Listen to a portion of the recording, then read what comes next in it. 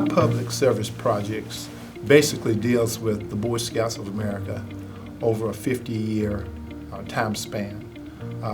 For the last 3 or 4 years, I've been the national chairman for the Learning for Life program, which is a school-based program for 1.7 million children, school-age kids throughout the United States.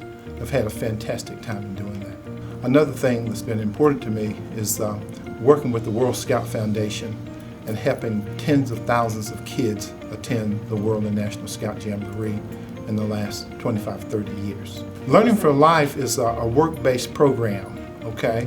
And it has been sanctioned, approved by the Department of Education in all 50 states in the United States.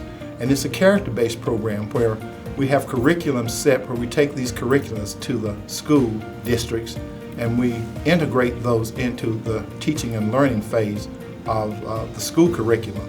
And kids can learn things like self-confidence, and they can learn character education, and all those things that they would basically learn in school. We're just kind of an operating arm to help emphasize these things that we claim that's most important for young people growing up this day and time.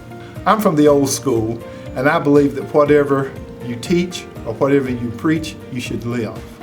Because I'm an academic sociologist, and my role as a sociologist is not just to describe and explain and predict social events, but to become an activist in those things. And the way we can become an activist is by mentoring not only students, but other people, engaging in community organizations, and just get involved with public service. Public service was never a big issue for me because I grew up in a family, I'm the youngest of 9 children, and everything that Mother and Daddy taught us was about service. You always give back. Give back to your neighbors. Give back to your community. Give back to your church.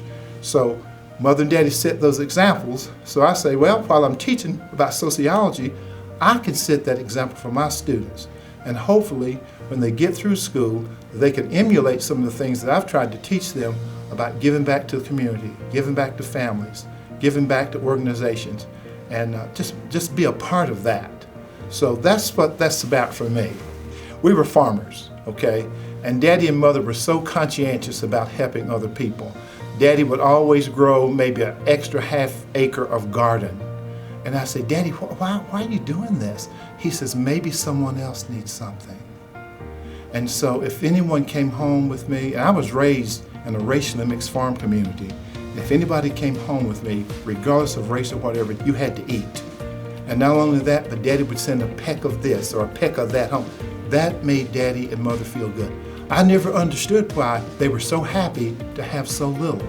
But Daddy would always say, son, you will learn by and by. Now, Dad and Mother's gone. I miss them every day. But what they taught me about being a servant leader, I think it will stay with me until I die.